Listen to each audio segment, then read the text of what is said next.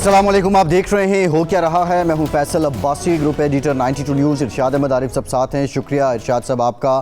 Khyber Pakhtunkhwa assembly का इजलास हुआ है और इस इजलास में पाकिस्तान तहरीक इंसाफ के सुहेल आफरीदी 90 वोट लेकर खैबर पख्तूनख्वा के नए वज़ीर आला मुंतखब हो गए हैं। अपोजिशन के जितने भी उम्मीदवार थे उन्हें कोई वोट नहीं पड़ा है और जो अपोजिशन जमातें हैं KPK असम्बली में उन्होंने इस इंतखाबी अमल का बाइकॉट किया है। ना सिर्फ बाइकॉट किया है बल्कि इस इंतखाबी अमल को गैर आइनी करार दिया है। अपोजिशन की सारी जमातें इसको गैर आइनी करार दे रही हैं। मौलाना फजलुर रहमान ने भी खैबर पख्तूनख्वा में होने वाले वज़ीर आला के इंतखाबात को गैर आइनी करार दिया है। स्पीकर KPK जो हैं उन्होंने समरी भेज दी है गवर्नर KPK फैसल करीम कुंडी को और ये बताया है, उनको आगाह किया है कि वज़ीर आला का इंतखाब हुआ है। और अब जो गवर्नर KPK हैं उनकी जानिब से 15 अक्टूबर का वक्त दिया गया था अली अमीन के इस्तीफ़े की मंजूरी के लिए, जबकि पाकिस्तान तहरीक इंसाफ की तरफ से पेशावर हाई कोर्ट में पटिशन दायर की गई जिसमें इस्तदा की गई कि गवर्नर से कहा जाए कि ये जो इंतखाब हुआ है इसके बाद वो हल्फ लें। अब जो है वो गवर्नर की राय तलब की गई है इस सारे मामले में। बज़ाहिर लग रहा है कि जो सुहेल आफरीदी की हल्फ बर्दारी है वो लटक चुकी है। बहरहाल क्या बनेगा ये एक नुक्ता है। अगले 24 से 48 घंटे इंतहाई अहम हैं, उसमें ये तस्वीर भी ये मंज़र भी क्लियर होता नज़र आएगा। दूसरी जानिब गज़ा में जंग बंदी हमास और इज़राइल की जानिब से जो इज़राइली यरगमाली हैं हमास ने उनको रिहा कर दिया है, जबकि इज़राइल की कैद में जो 1700 फ़लस्तीनी हैं उनकी रिहाई के अमल का भी आगाज़ हो चुका है। 150 इससे पहले आलमी मीडिया रिपोर्ट्स के मुताबिक रिहा हो गए थे। 38 बसें जो हैं वो मज़ीद पहुँचा दी गई हैं और अब ये तवक्को की जा रही है कि अगले चंद घंटे में जो मज़ीद फ़लस्तीनी कैदी हैं उनकी रिहाई भी अमल में लाई जाएगी। आज अमरीकी सदर डोनाल्ड ट्रंप ने इजरायली पार्लियामान से खिताब किया है और जो जंगबंदी हुई है एक मरतबा फिर से उसको सराहा है। ये कहा है कि बंदूकें बंद करनी पड़ेंगी और अमन की उम्मीद को रोशन करना पड़ेगा। साथ ही साथ जो अरब और मुस्लिम ममालिक हैं उन्होंने बड़ा कलीदी किरदार अदा किया इस जंगबंदी में, उनकी तारीफ़ किया उन्होंने। एंड मोस्ट इम्पॉर्टेंट, इज़राइल की पार्लियामान में खड़े होकर डोनाल्ड ट्रंप ने ईरान को दोस्ती की दावत दी है। पाकिस्तान और अफ़गानिस्तान के जो मामलात रहे, पाकिस्तान की जवाबी कार्रवाई के बाद पिछले 24 घंटे से जो बॉर्डर है उस पर अमन है, लेकिन ये जो जारियत रही है और अफ़गानिस्तान की तरफ से बिला इश्तियाल जो फायरिंग की गई है, पाकिस्तान को जो जवाब है, अब पाक अफ़गान ताल्लुकात का मुस्तकबिल क्या है, तमाम मामलात पे हम बात करेंगे। इरशाद साहब, जो खैबर पख्तूनख्वा असम्बली आज उसने एक इजलास किया, सुहेल आफरीदी नए वज़ीर आला नामज़द हो गए, 90 नए मुंतखब हो गए और उनको 90 वोट पड़े। अपोजिशन कहती है ये गैर आइनी है क्योंकि अभी तक अली अमीन गंडापुर का जो इस्तीफ़ा है उससे मुताल्लिक गवर्नर ऑफिस की तरफ से कोई वाज़ेह जवाब उसकी तस्दीक का नहीं आया है या उसके कबूल करने का नहीं आया है। आप क्या समझते हैं ये 24-48 घंटे में अब मामला जो अदालत में गया है ये गुत्थी सुलझ जाएगी या ये तूल पकड़ता नज़र आ रहा है? अब ऐसे पहली बात तो ये है कि अदालत में जो मामला गया है वो वज़ीर आला के इस्तीफ़े का मामला नहीं गया, हल्फबर्दारी वज़ीर आला के इंतखाब और उसकी के बाद उसकी हल्फबर्दारी का मामला है। जो आइनी पोजीशन है और कानूनी पोजीशन है, आपकी भी बात हुई होगी, हमारी भी बात हुई है, जितने आइनी और कानूनी माहिरीन हैं वो ये हैं कि सदर वज़ीर आज़म या वज़ीर आला जब इस्तीफ़ा देते हैं तो वो इस्तीफ़ा कबूल तस्वुर किया जाता है, इसलिए कि ये जो दो ओहदेदार हैं मुंतखब अवामी ओहदेदार, ये किसी के मातहत नहीं हैं। ना वज़ीर आला गवर्नर का मातहत है कि वो इस्तीफ़ा देगा और वो इस्तीफ़ा कबूल करेगा या रिजेक्ट करेगा, ना वज़ीर आज़म जो है वो मातहत होता है सदर का कि वो उसको इस्तीफ़ा देगा, वो कबूल करेगा। आइनी और कानूनी 130 सब आर्टिकल 8 जो है उसमें यह है कि वज़ीर आला इस्तीफ़ा देगा और गवर्नर को देगा।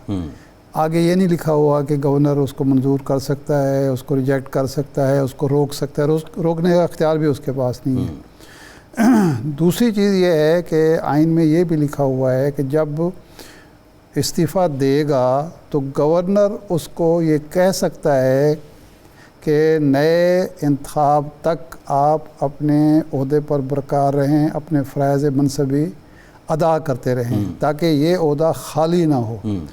یہ بذات خود اس بات کا ثبوت ہے کہ وہ استعفیٰ قبول تصور کیا گیا ہے، اسی لیے تو وہ کہہ رہا ہے کہ آپ کام کرتے رہیں۔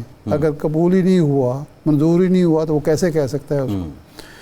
اور تیسری بات یہ ہے کہ اسمبلی کے اسپیکر نے جو ایک اعلیٰ آئینی عہدہ ہے، اس نے وزیر اعلیٰ کے استعفیٰ ایک بار نہیں 2 بار استعفیٰ اور 2 بار 3 بار زبانی استعفیٰ پر رولنگ دی ہے کہ یہ استعفیٰ ہو چکا ہے، اس لیے آئین کے مطابق ہم نیا انتخاب کر رہے ہیں، اور وہ انتخاب ہو گیا ہے۔ اب 90 ارکان جو ہیں اگر ایک شخص کو منتخب کرتے ہیں تو پھر اس کو ظاہر ہے کون روک سکتا ہے۔ تو عدالت میں وہ گئے ہیں کہ جی چونکہ گورنر نئے وزیر اعلیٰ کا حلف نہیں لے رہا تو آپ ان کو ڈائریکشن دیں کہ وہ حلف لے لیں۔ تو یہ تو ہے یہاں تک جو آئینی قانونی پوزیشن ہے۔ اب اصل میں بہت بڑی ذمہ داری قبول کی ہے سہیل آفریدی نے، کیونکہ ان کے پاس ایک ان کے لیڈر کا یا ان کی پارٹی کا مینڈیٹ ہے جو امانت ہے، اور دوسری طرف حلف اٹھانے کے بعد وہ کچھ قوانین کے کچھ آئینی تقاضوں کے پابند ہیں۔ انہوں نے صوبے کی فلاح و بہبود کو دیکھنا ہے، صوبے کے عوام کی فلاح و بہبود کو دیکھنا ہے، گورننس کو دیکھنا ہے، آئین ہاں وہ فلاح و بہبود میں وہ شامل ہوگا، آئین کو دیکھنا ہے۔ آئین کے کچھ تقاضے ہیں کہ صوبے نے اور صوبے کے ایگزیکٹو اتھارٹی نے مرکز کے ساتھ وفاق کے ساتھ کیسے چلنا ہے، وفاقی اداروں کے ساتھ ان کا رویہ طرز عمل کیا ہوگا، کیونکہ جو ان کے پاس مشینری ہے چیف سیکرٹری کی شکل میں یا آئی جی کی شکل میں، وہ وفاقی مشینری ہے، تو ان کے ساتھ بھی ان کا تال میل ہونا وفاق کا، اور وسائل بھی اس نے وفاق سے لینے ہیں، اس نے وفاق کو دینے ہیں، وفاق سے تعاون، یہ ساری چیزیں ہیں۔ تو یہ ایک پلسرات پر چلنے کے مترادف ہے، خاص طور پر اس صورت میں جب ان کا تعلق ایک ایسی پارٹی سے ہے جو مرکزی اسمبلی میں، قومی اسمبلی میں، سینٹ میں اپوزیشن میں ہے، اور وہ حکومت کی، وفاقی حکومت کی ناپسندیدہ پارٹی ہے۔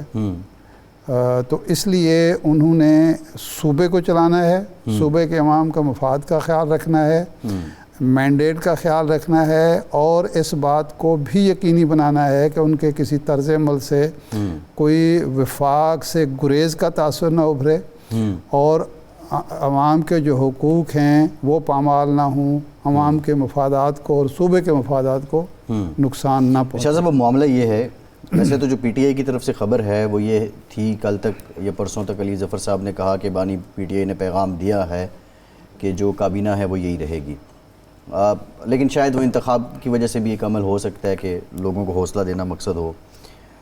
دوسری جو امپورٹنٹ بات ہے آپ نے جو ذکر کیا، اب ایک تو امپریشن اور ایک بحث میڈیا پہ، سوشل میڈیا پہ چل رہی ہے، لیکن یہ سہیل آفریدی نوجوان ہیں، تو یہ وہ پل جو ابھی تک پی ٹی آئی میں، مقتدرہ میں، وفاقی حکومت میں پچھلے 3 سال سے قائم نہیں ہو سکا، تو یہ بھی تو امکانات میں سے ہے کہ اس پل کا کردار ادا کر سکیں، یہ پل بن جائیں۔ دیکھیں اس وقت اس میں کوئی شک نہیں ہے کہ جو لا اینڈ آرڈر سچویشن ہے، خاص طور پر یہ جو مرجر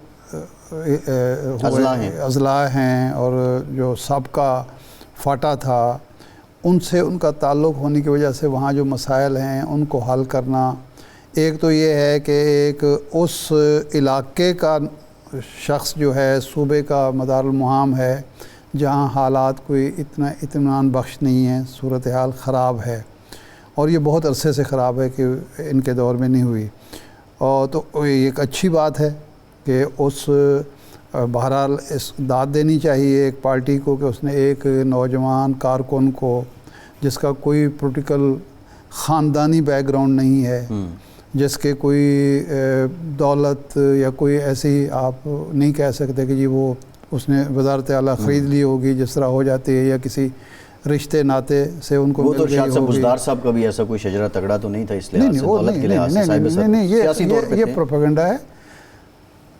بزدار صاحب کے جو والد تھے وہ 2-3 بار صوبائی اسمبلی، پنجاب اسمبلی کے ممبر رہ چکے تھے۔ نہیں سیاسی اعتبار سے ٹھیک، لیکن صاحب ثروت تو نہیں تھا۔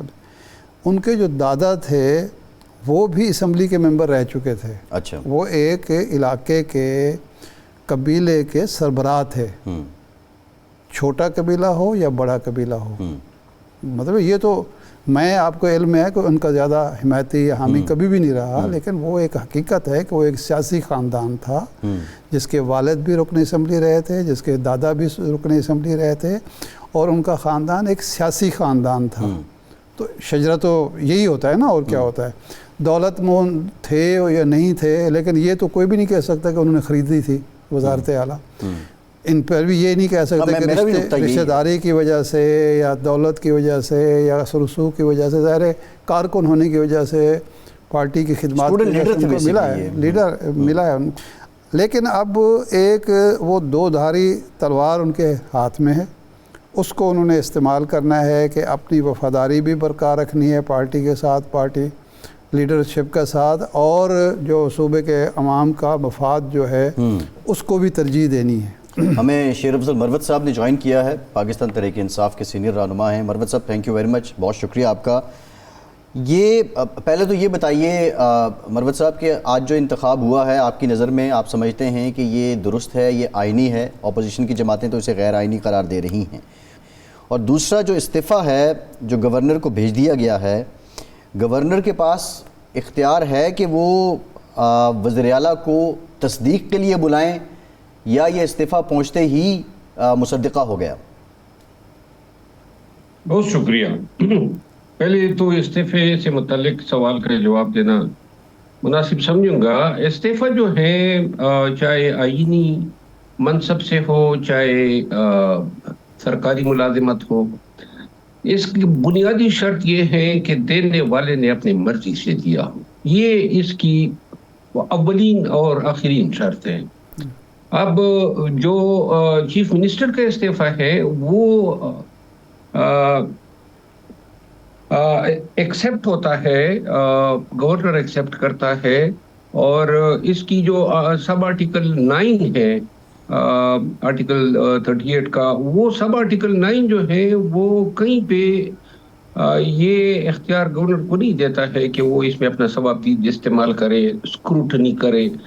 البتہ ماضی میں یہ جتنے کیسز آئے ہیں، عثمان بزدار کا استعفیٰ میں آپ کو یاد دلانا چاہوں گا کہ جب عثمان بزدار کا استعفیٰ گیا تو گورنر اس پہ بیٹھ گیا، اور فوراً جو ہے پی ایم ایل این جو ہے لیٹیگیشن میں چلی گئی. P T I Usman Buzdar versus federation of Pakistan کے عنوان سے مشہور مقدمہ ہے. سپریم کورٹ نے فیصلہ کیا، اور سپریم کورٹ نے اس میں قرار دیا کہ ریزنیبل ٹائم جو ہے وہ استعفے کی قبولیت کا وہ 24 سے 48 گھنٹے ہے.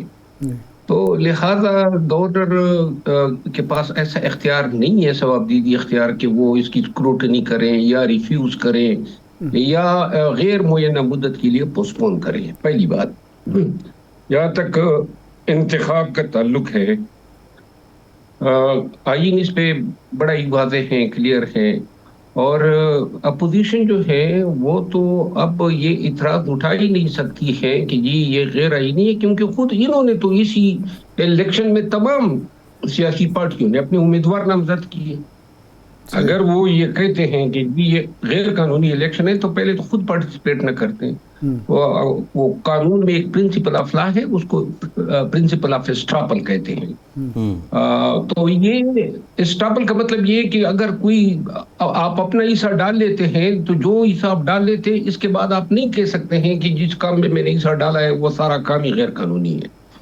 ادروائز بھی جمہوری پروسیس ہے. ایک وزیر اعلیٰ نے استعفیٰ دیا، پہلے لکھ کر دیا، پھر بعد میں ہاتھ سے لکھ کر دیا، پھر ٹویٹر پہ کہا، ویڈیو میسج میں کہا، اسمبلی میں اٹھ کے کہا.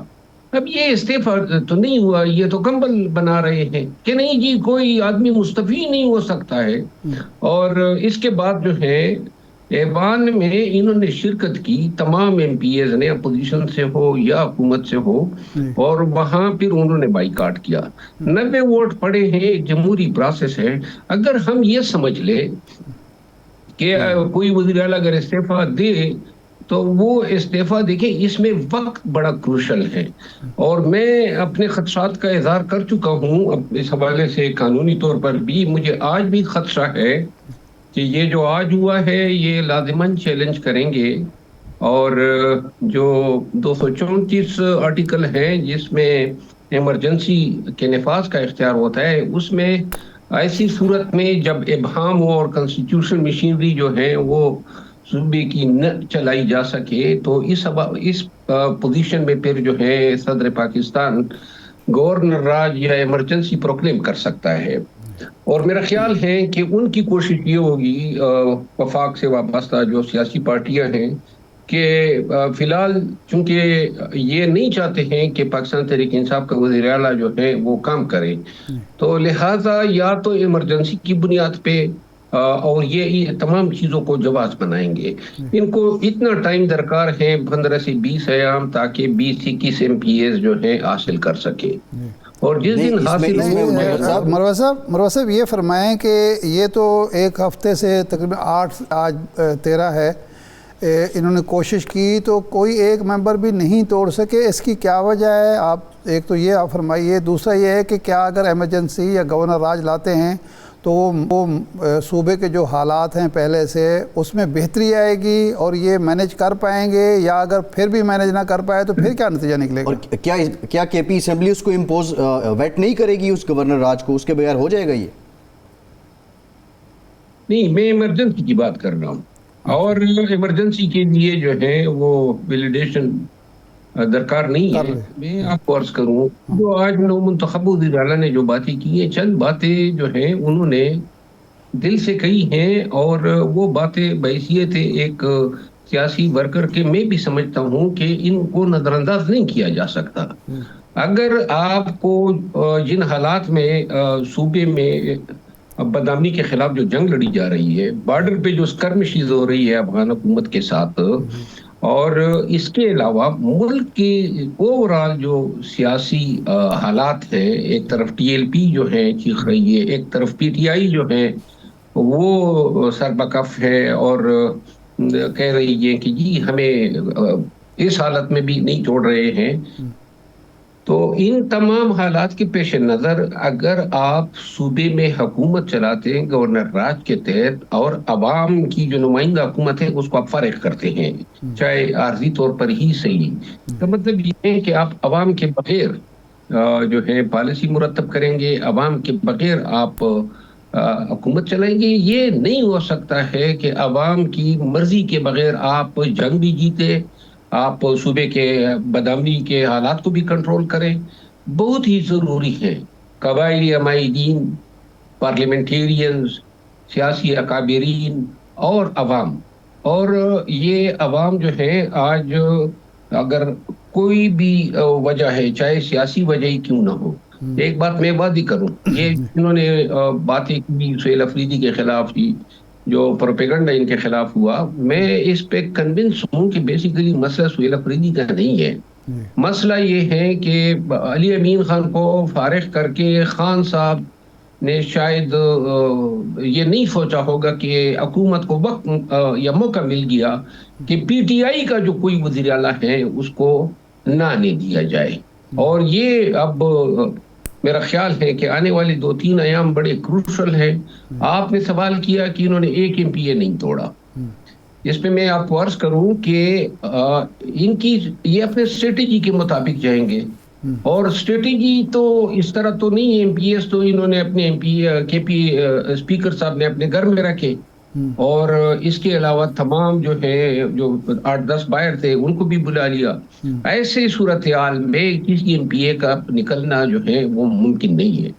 ہاں، اگر یہ جس طریقے سے یہ چل رہے ہیں، ان کی اسٹریٹجی مجھے یہ لگتی ہے کہ یہ پہلے جو ہے حکومت کی کارروائی جو ہے اس پہ وار کریں گے اور حکومت کو جو ہے بے دخل کرنے کی کوشش کریں گے.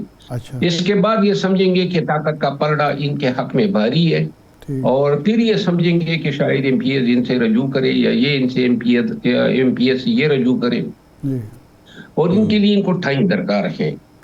جو یہ گورنر صاحب استعفیٰ منظور نہیں کر رہا تھا، اس کے پیچھے بھی یہی محرک تھا کہ وقت دینا چاہتے تھے. اور یہ جو حالات ہوئے، آج KP اسمبلی کا اجلاس ہوا، گورنر نے جو ہے وہ استعفیٰ جو ہے ایکسپریسلی ایکسیپٹ نہیں کیا، اور جس پہ آج پنجاب کی جو ترجمان ہیں حکومت کی، انہوں نے بھی کہا جی کہ آفس ویکیٹ نہیں ہوا ہے.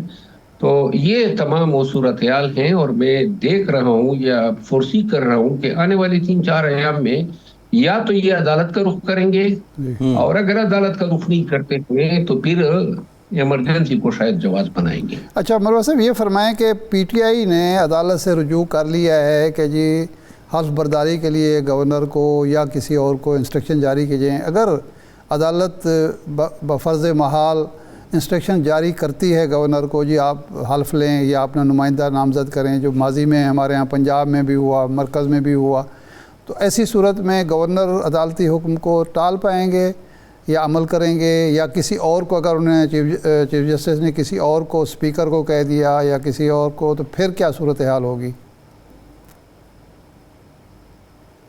دیکھیں، پہلی بات تو یہ ہے کہ آج کل جو عدالتی نظام بنا ہوا ہے، ماضی میں یہی صورتحال پیدا ہوئی تھی بزدار کے وقت۔ تو صدر پاکستان نے، گورنر نے چونکہ انکار کر دیا تھا حمزہ شہباز سے حلف لینے سے، تو انہوں نے پھر چیئرمین سینٹ کو نامزد کر دیا تھا، اگر آپ کو یاد ہو۔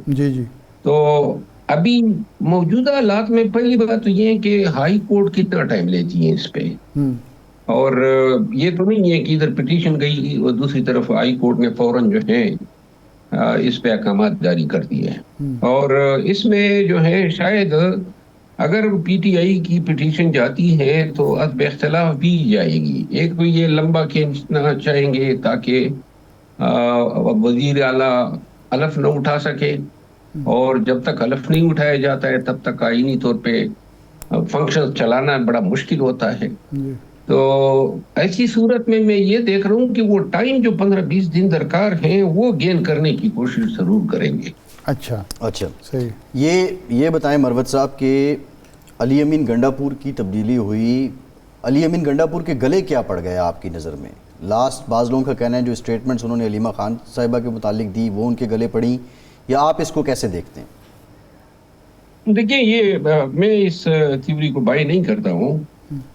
پاکستان تحریک انصاف میں ہر وہ شخص جو وقار سے چلنا چاہے، گریس کے ساتھ کام کرنا چاہے، وہ نہیں چل سکتا ہے، یا تو اس کو اپنے وقار پہ کمپرومائز کرنا ہوگا، کیونکہ یہاں پہ میں نے خود دیکھا ہے پارٹی کے اندر اور پارٹی کے باہر، سوشل میڈیا، اندرونی اجلاسوں میں یہ تنگ نظری بہت زیادہ ہے، پھر بد کلامی، بد زبانی، بے توقیری، یہ آرڈر آف دا ڈے ہے، اور یہ برداشت کرنا ہوگا، یعنی خوش آمدید بننا ہوگا۔ اگر آپ میں یہ خوبیاں ہیں تو آپ بزدار کی طرح چل سکتے ہیں، آپ محمود خان کی طرح چل سکتے ہیں، آپ کسی بھی دوسرے شخص کی طرح چل سکتے ہیں۔ علی امین خان کا مسئلہ یہ تھا کہ وہ ایسا میٹیریل نہیں تھا۔ مجھے اس میں کوئی شک نہیں ہے کہ وہ شکار ہوا ہے اپنے رویے کی وجہ سے، وہ خاندان کے لوگوں کو ناراض کر دیا اور وہی اس کے گلے پڑی ہے۔ باقی کوئی دوسری وجہ نہیں ہے کہ اس کی کارکردگی یا ٹھیک نہیں تھی، یا پی ٹی آئی کے لیے خدمات اس کی کم تھی۔ یہ میں بنیادی وجہ سمجھتا ہوں۔ اچھا مروہ صاحب یہ فرمائیں کہ سہیل وافریدی جو ہے وہ پی ٹی آئی یا بانی پی ٹی آئی اور وفاقی حکومت کے درمیان پل کا کردار ادا کرنے کی اہلیت، صلاحیت رکھتے ہیں۔ علی امین گنڈاپور نے کوشش کی، وہ کامیاب نہیں ہوئے، یا یہ محاذ آرائی کو مزید فروغ دیں گے اور اسی لیے لائے گئے ہیں؟ میں دیکھ رہا ہوں، دیکھیں جس طرح کا یہ شخص ہے سہیل افریدی صاحب، وہ جو تقریر آج انہوں نے کی اتنے مطلب یہ سخت نہیں ہے، لیکن خان کے ساتھ وفاداری میں، پی ٹی آئی کے ساتھ احتجاج کی سیاست میں یقیناً اس کا تھرو آؤٹ جو ہے ایک انتہائی ڈائی ہارڈ ورکر یا ہارڈ کور ایلیمنٹ کا کردار آیا ہے۔ جہاں تک ان کی ریپلیسمنٹ اگر آپ دیکھیں علی امین خان کے ویزا ویز کے آیا وہ پل کا کردار ادا کریں گے، میرا خیال نہیں ہے کہ کوئی پل بن سکے گا۔ یہ جو میسج آج انہوں نے دیا ہے اسٹیبلشمنٹ کو، وہ تو بڑا کڑاکے دار ہے، بڑا کلیئر لاؤڈ ہے کہ کوئی کمپرومائز نہیں ہوگا، جو خان چاہے گا وہی میں کروں گا، کوئی لچک نہیں دکھاؤں گا۔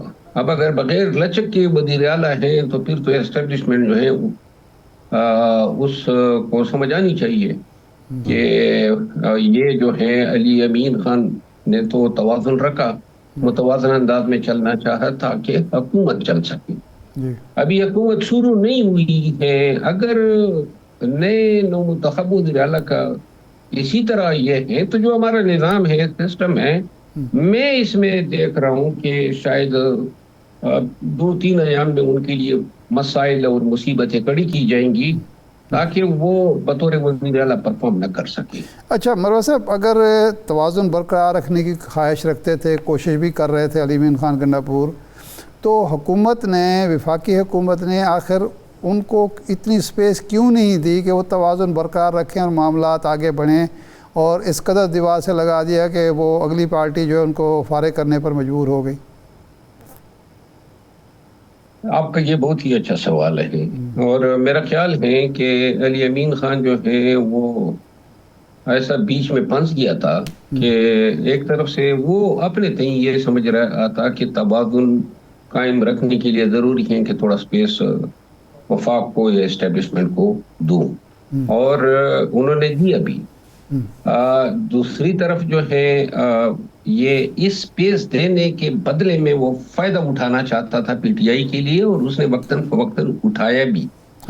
جس طرح جو ہے بش ابھی بھی گرفتار نہ ہونا، یا ان کا جو ہے 2-3 حالات میں واپس سیفلی نکل جانا، یا جو ہے علی امین خان کے خلاف اتنے کیسز درج ہونے کے باوجود ان کے خلاف عدالتی کارروائیوں کا نہ ہونا، یہ وہ ارینجمنٹ مجھے نظر آ رہی تھی۔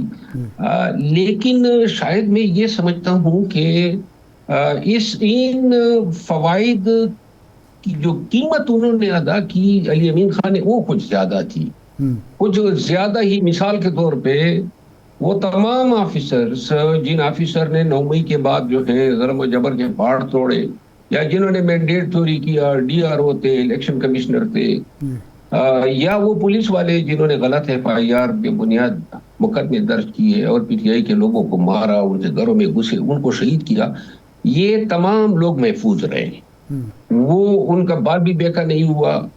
اور اس پہ سب سے زیادہ گریونس پیدا ہوئی پی ٹی آئی کے ورکر کی علی امین خان کی حکومت سے، نمبر 1۔ نمبر 2 جو ہے، جو اسٹیبلشمنٹ چاہتی تھی وار آن ٹیرر پہ، علی امین خان جو ہے وہ کنونس تھا کہ جو اسٹیبلشمنٹ کا طریقہ کار ہے وہ صحیح ہے۔ خان جو ہے وہ اس سے بالکل الٹ رائے رکھتا تھا کہ نہیں، آپ نے ان علاقوں میں آپریشن نہیں ہونے دینا ہے، اور صوبائی حکومت جو ہے اس کو روکے۔ یہ دوسری بات تھی جو اسٹیبلشمنٹ کی وجہ سے قیمت دینی پڑی۔ اب تیسری جو بات ہے وہ یہ تھی کہ مرکز کے بہت سارے معاملات تھے، یا اسٹیبلشمنٹ کے، پی ٹی آئی کے لوگوں کا اٹھایا جانا ملک بھر میں تو تھا، پشاور میں بار بار لوگ اٹھائے جانے لگے، اور خصوصاً جب یہ صنم جاوید اٹھائی گئی، یہ ریسنٹ فینامنا ہے، تو ان چیزوں نے جو ہے علی امین خان کی حکومت کی جو پوزیشن تھی اس کو کافی کمزور کیا، اور الٹا جو علی امین خان لگی ہوئی تھی اسٹیبلشمنٹ کے ساتھ کہ خان کو رہا کراؤں گا، وہ رہائی کے جو ہے علی امین خان کو بھی شاید انہوں نے لارے لگائے رکھا، کیونکہ لاسٹ ٹائم انہوں نے 3 مہینے کا وقت خان سے مانگا، اور 3 مہینے کا وقت انہوں نے اناؤنس بھی کیا، لیکن اسٹیبلشمنٹ نے کیا وہی کہ خان کو نہیں چھوڑنا تھا، اور ان کو شاید غلط امیدیں دی تھی۔ تو یہ وہ ساری چیزیں تھی کہ انہوں نے سارے حالات کو صحیح جو ہے اسٹیمیٹ نہیں کیا۔ جی ٹھیک، بہت شکریہ شیر احمد صاحب، آپ کے وقت کا بہت شکریہ۔ ایک بریک کے بعد واپس آتے ہیں۔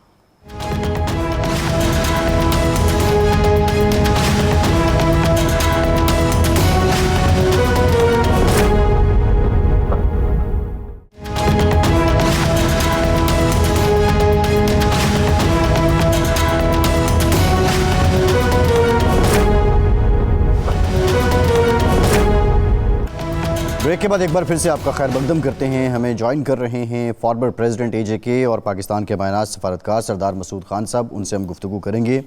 اور جو سردار صاحب یہ بتائیے گا کہ اب مصر میں یہ جو امن معاہدہ ہے اس کی تقریب ہو رہی ہے, پرائم منسٹر آف پاکستان بھی اس میں شریک ہیں. یہ پچھلے 2 سال کو ہم دیکھیں, آج پریزیڈنٹ ٹرمپ بھی گئے, اسرائیلی پارلیمان سے خطاب کیا. انہوں نے تو بظاہر اس کو اسرائیل کی فتح قرار دیا ہے, لیکن فلسطین کے لوگوں نے, غزہ کے لوگوں نے کیا کھویا, کیا پایا؟ فلسطینیوں کے اوپر تو ایک قیامت ٹوٹی تھی. یہ سال جو ہے ان کے لیے مشکل ترین دور رہا ہے. وہاں نسل کشی ہوئی ہے, قتل عام ہوا ہے, جنگی جرائم کا ارتکاب ہوا ہے. تو ابھی جو آج فوٹیج آ رہی ہے وہاں دونوں طرف خوشی منائی جا رہی ہے. اگر آپ رام اللہ میں دیکھیں اور اس کے بعد خان یونس میں دیکھیں یا تل ابیب میں دیکھیں تو ہر طرف خوشی کا دورہ ہے. اس کی وجہ یہ ہے کہ اسرائیل کے لوگوں کو ان کے یرغمالی ملے ہیں اور فلسطینیوں کو آزادی ملی ہے. غزہ کے لوگ جو ہیں پہلی مرتبہ کھلی ہوا میں سانس لے رہے ہیں. اور اس کے بعد یہ ہے کہ ان کے قیدی واپس لوٹے ہیں, کوئی 1700 کے قریب جو ہیں, اور شاید ان کی تعداد اس سے بھی زیادہ ہو. وہ جو حماس یا جو غزہ کے قیدی تھے ان کو لوٹایا گیا ہے. اور اس کے بعد جو ہے 250 کے قریب جو ہے وہ آکوپائڈ پیلسٹینین ٹیریٹری میں گئے ہیں.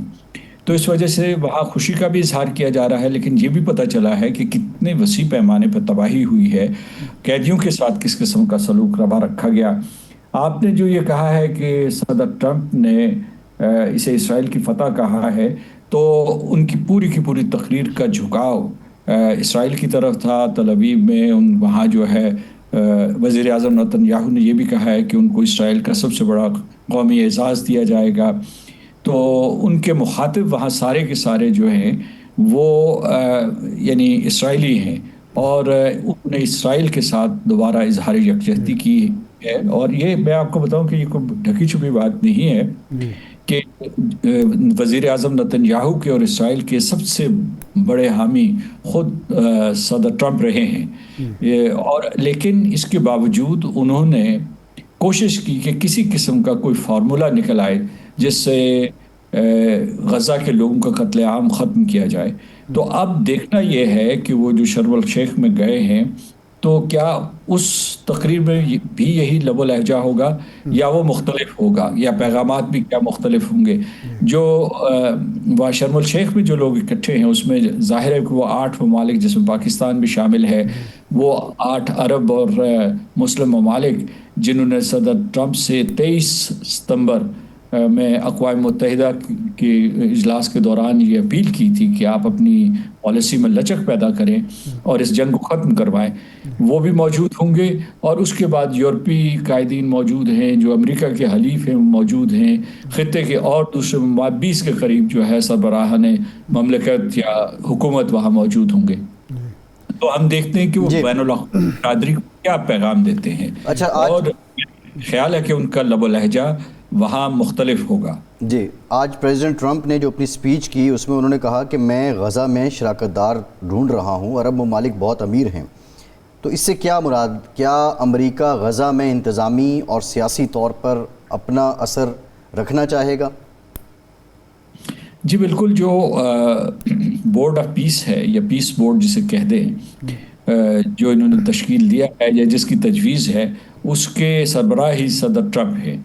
اور وہ یہ کہہ رہے تھے, پہلے انہوں نے ایک مرتبہ یہ کہا تھا, اور میرا خیال ہے کہ انہوں نے یہ بغیر سوچے سمجھے نہیں کہا تھا کہ میں اسے رویرا بنانا چاہتا ہوں. رویرا عام طور پہ ساؤتھ آف فرانس میں ایسی جگہ ہے جہاں سیاح جاتے ہیں, جہاں امیر ترین لوگ جاتے ہیں. تو ان کا کہ اس جگہ کی آباد کاری کی جا سکتی ہے, یعنی ری بلڈ کیا جا سکتا ہے, تعمیر نو کی جا سکتی ہے. تو ابھی کوئی خاکہ واضح نہیں ہوا. ایک تو یہ ہو سکتا ہے کہ یہ جو تعمیر نو کا کام ہو یہ جو ڈسپلیسڈ پیلسٹینینز ہیں, غزنز ہیں, ان کے لیے کیا جائے. دوسرا یہ ہو سکتا ہے کہ یہاں اسرائیل ایک نئے سرے سے آباد کاری شروع کر دے اور اس میں یورپین یا امریکی لوگ بھی آ کے آباد ہوں, کچھ معلوم نہیں ہے. اچھا, دوسرا یہ ہے کہ اس میں کہیں اگرچہ وہ 20 نکاتی فارمولے میں ذکر ہے کہ فلسطینیوں کو ان کا حق خود ارادیت دیا جائے گا اور پیلسٹینین اسٹیٹ ہوڈ کا بھی ذکر ہے، لیکن وہ کوئی واضح طور پر نہیں. اور یہ ہے کہ جب اس قسم کا عمل آگے بڑھنے کے لیے تمام حالات موافق ہو گئے تو اس کا مطلب یہ ہے کہ اس میں ifs and buts بہت زیادہ ہیں. تو اس لیے یہ ہے کہ اس میں عرب ممالک جب ان کا ذکر کیا جاتا ہے تو اس کا مطلب ہے سعودی عرب ہے، قطر ہے، امارات ہے، بحرین بھی ہو سکتا ہے، عمان بھی ہو سکتا ہے، لیکن بنیادی طور پر پہلے 3 ممالک جن کا میں نے ذکر کیا ہے کیونکہ ان کے پاس بہت دولت ہے جو امریکہ کو بھی دی ہے انہوں نے، اور وہ یہاں سرمایہ کاری کر سکتے ہیں. تو میرا خیال ہے کہ اسے فلسطینی مسئلے کی بجائے ایک عرب اکنامک پروجیکٹ بنانا چاہتے ہیں. تو لیکن یہ اس سلسلے میں جو ہم قیاس آرائی اس وقت کر رہے ہیں وہ ذرا تھوڑی سی سے قبل از وقت ہے کہ ابھی ہم فیز 1 میں ہیں. فیز 1 کے بھی بالکل ہی نقطۂ آغاز سے ہے، اور آپ دیکھیں کہ فیز 2 میں جو انسرٹنٹیز ہیں، جو ابہام ہیں، وہ کس طریقے سے دور ہوتے ہیں اور ان کا رخ جو ہے فلسطینیوں کے حق خود ارادیت کی طرف ہے، یا وہاں ایک نیا پروجیکٹ، ایک نیا منصوبہ جس کی جہت ہی معاشی ہو اور تجارتی ہو، کوئی ایسا چیز جو ہے وہ غزہ میں قائم کرنے کی کوشش کی جا رہی ہے. اچھا، بعض لوگوں کا خیال یہ ہے کہ چونکہ اسرائیل اس وقت پہلے جو وکٹم کارڈ اس کے ہاتھ میں ہوتا تھا وہ اب فلسطینیوں کے ہاتھ میں آ گیا ہے، اور یو کے نے، فرانس نے، کئی ملکوں نے فلسطین کو تسلیم کر کے بیسیکلی یہ تاثر دیا ہے کہ اب ہم جو جینوسائیڈ ہے اسرائیل کا اس کے ساتھ کھڑے ہوئے نہیں ہیں، اور وہ جو وکٹم کارڈ ہے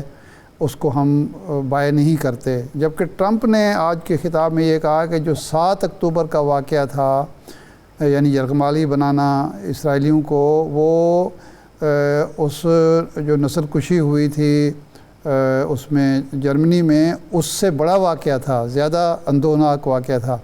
تو کیا آپ کے خیال میں کیا اب فلسطین کی ریاست کا قیام آسان ہوگا، اس کو یقینی بنانا ہوگا اور اسرائیل اس کے لیے تیار ہوگا، یا واقعی جس طرح آپ فرما رہے ہیں اور بعض لوگ شکوک و شبہات کا اظہار کر رہے ہیں، یہ معاملہ پھر ایک نئے کسی اختلاف کی طرف جائے گا؟ کیونکہ اوسلو ایکارڈ کا جو نتیجہ نکلا اور برا نتیجہ نکلا، یہ اسی طرح کا ایکارڈ تو کہیں ثابت نہیں ہوگا. دیکھیے، اسرائیل کی تاریخ یہ ہے کہ وہ کسی قسم کی ایکارڈ کا احترام نہیں کرتا اور اسے ایک دفعہ کرنے کے بعد اسے پیچھے ہٹ جاتا ہے. دوسرے جو ہے امریکہ اور پاکستان کے تعلقات بہت بہتر ہو رہے ہیں، لیکن دوسری طرف میں آپ کو بتاتا ہوں کہ جو مغربی حکومتیں ہیں اور خاص طور سے جو امریکہ کے حلیف ہیں، جب انہوں نے فلسطین کی ریاست کو تسلیم کیا ہے تو میں آپ کو یقین دلاتا ہوں کہ انہوں نے مجبوری میں ایسا کیا ہے. وہ کیا مجبوری تھی کہ ان کے شہری ان کے خلاف ہو گئے تھے، یعنی جو چوک اور چوراہے تھے وہاں سے جو صدائیں بلند ہو رہی تھی وہ حکومت کی جو مصلحت آمیز پالیسیاں تھیں ان سے متصادم تھی.